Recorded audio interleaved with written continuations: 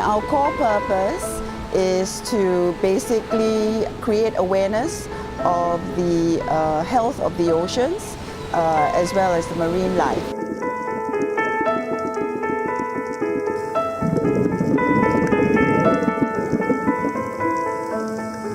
We are hoping it's through education. If you can pick up just a bit, and then when you go back to your home, all right, you can help to spread the awareness. So it is also good that we create this awareness for the younger generations. Spread awareness for marine conservation and help locally with coral reef cleanup and replantation of corals.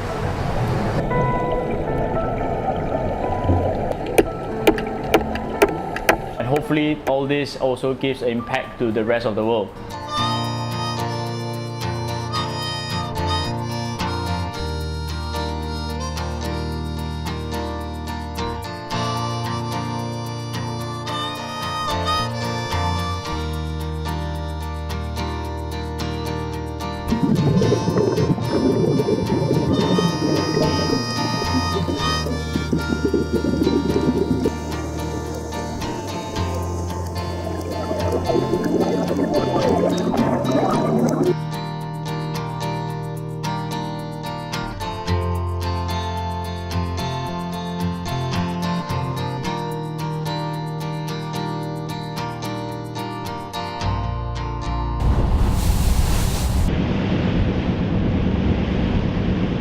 The International Seakeepers Society is a non-profit organization that was started in 1998 by a group of concerned yacht owners who were alarmed at the deterioration of the waters, and they got together to form this society. Through UMT and through our bosses, we linked up together and came up with the idea of this project. Actually, it's Laguna that get me involved. And then I would see that Seakeeper can come in this project as their own initiative as an NGO, and then to provide in terms of volunteers, okay, for this project, and then to show that NGO can together with the volunteers and the public can try to help the environment to make the environment better. My name is Jason. I'm a volunteer with our Singapore Reefs, a community initiative that started in Singapore by two researchers, basically with two key objectives. One is to show what life is like in Singapore, in our own Singapore shores, and two is to tackle the marine debris problem that we have in Singapore. Our motto is actually educate, research, protect and restore. Anything relating to the oceans and to marine life. I mean, most people, when they go diving, when they go to spots to dive, it's usually nice spots. They're usually like nice spots, pristine, nice sea life, nice corals, nice coral life, everything. But yeah, I mean, I didn't realize up till today that there's in fact everywhere you go, there's always debris.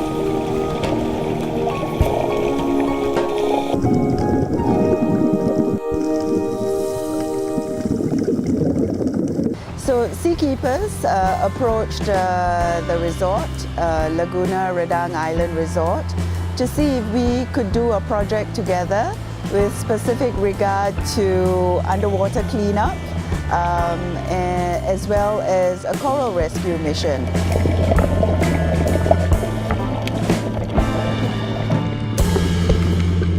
They have actually committed to a 2-year project to build a coral nursery to rehabilitate corals and replant them around the marine park.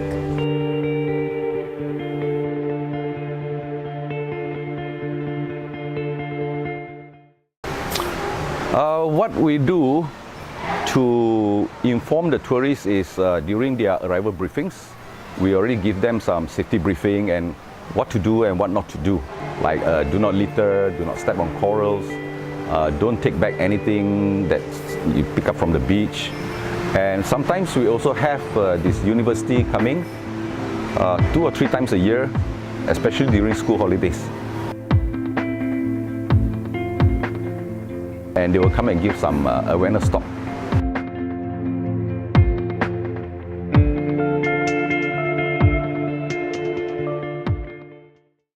From the Laguna point of view, they feel that it is their responsibility to take care of the environment as well. And then from there, they have been asking UMT or myself to figure out a way that they can contribute and then to help in marine conservation.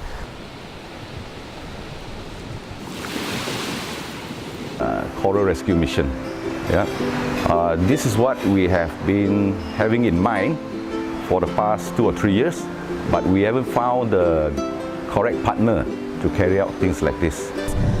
With specific regard to the coral nursery, obviously this is a project that is particular to this area, because what we want to be able to do is, after the recent coral bleachings and the general wear and tear, you may call it, we want to help to repopulate the coral reefs here.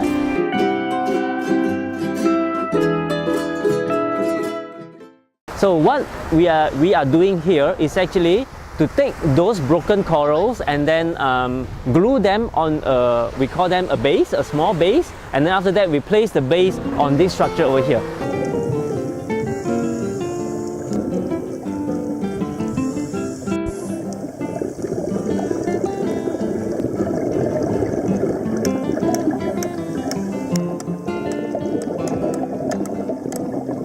The idea of the structure is actually to provide a stable substrate, okay, for the coral, especially those broken corals, coral nubbin. So broken corals mean that they don't have a stable substrate for them to grow. So eventually, if they just keep on rolling on the sand, all right, then they will die for sure.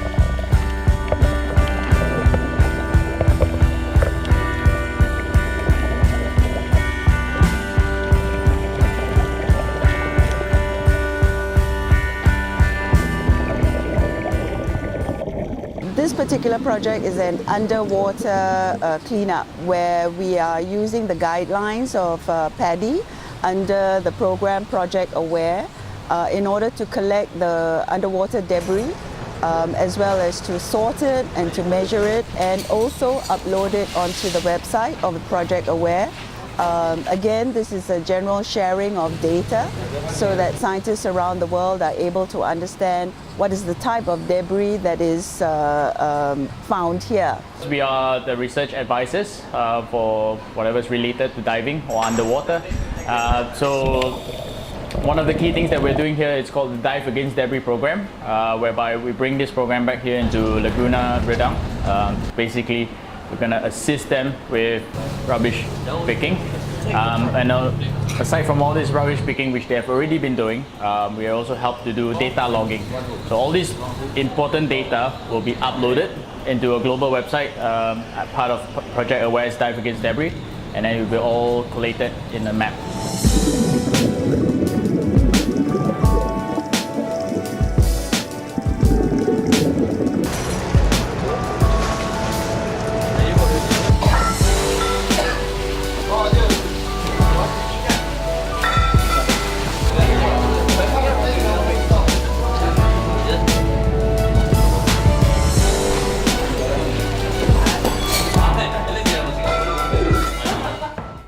Like today, we were doing some coral reef cleanup and we were picking fish nets out of the corals. And I mean, I realize now that wherever I went, there were places, there were like coral reefs with like strings stuck all the way through the corals. But we never noticed it because we just, I mean, I personally, I didn't know what to look out for until today.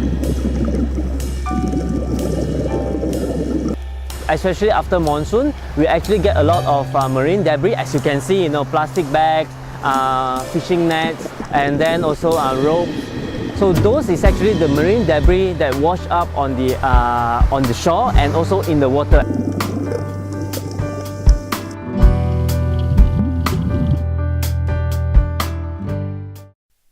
It's never too late to start. Yes, I'm sure that there have been other organizations that have also been doing conservation projects. It's not a new thing in terms of underwater cleanup, but it's something that we are doing as a group involving scientists from the University of Malaysia, Terengganu, as well as the resort, and volunteer divers. So you might say that our approach is a little bit different in that we ensure that we have support from subject matter experts like marine scientists, but make sure that we reach out to the community.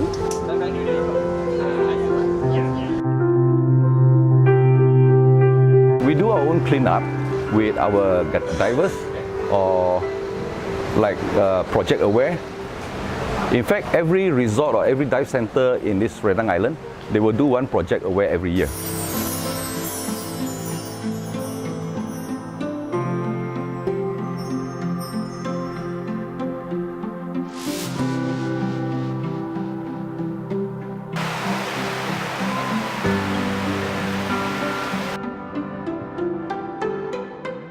Also doing outreach programs, targeting adults, children, people of all ages, basically also highlighting the same problem to actually let them understand that, hey, look, the plight in our waters is not exactly what you think it is. It's not exactly what you see on YouTube, pristine reef, no.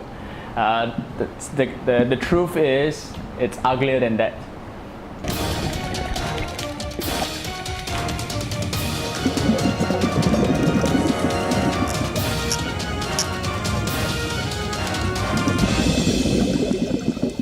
I get a sense when I go to school and when I go places, I get an awareness of, you know, a lot of people say what carbon levels are rising and this leads to, you know, global warming and all these kinds of things, and it's affecting the ocean a lot. But I mean, you don't really pay attention to it unless you take time to think about it. Having a clean reef, it's definitely important. Basically, the reef provides us with our protein, whereby we get all our fish, squid, all the food, seafood from the ocean.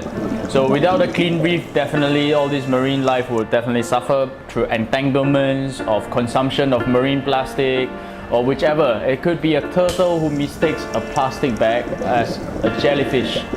When they consume it, they get bloated.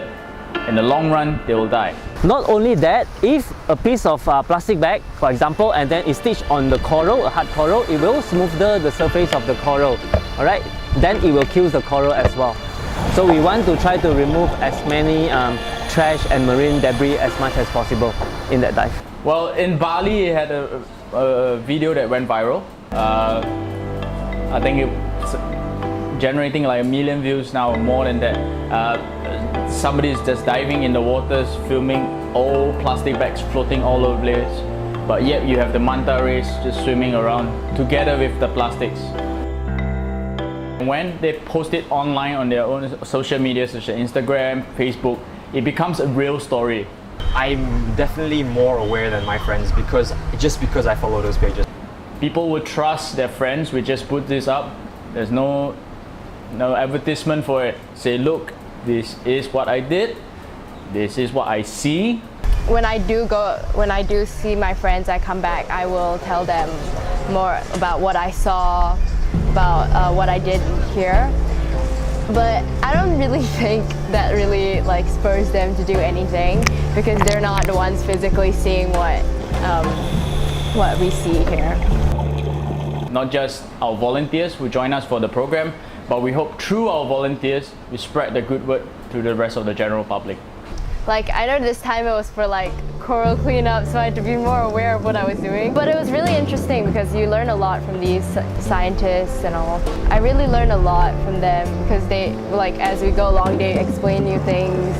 For us as a scientist, we would like to see a continuous improvement of the whole project. I think that is very important for us as well. It was good. It was good experience. It was a lot of learning, and yeah, it was interesting. And I would say that this is a very beginning of the whole project. You know, we have enough resources and then the commitment from other NGOs or seakeepers and also the Laguna. Then we hope that this project will continue on, all right, without end. Every time we go into the water, you know, it's a place we love and it's a place we enjoy going to, and I mean, it's kind of our responsibility. I mean, we're the next generation. It's kind of our responsibility to take over, looking after. I mean, we're going to be living on it next, so.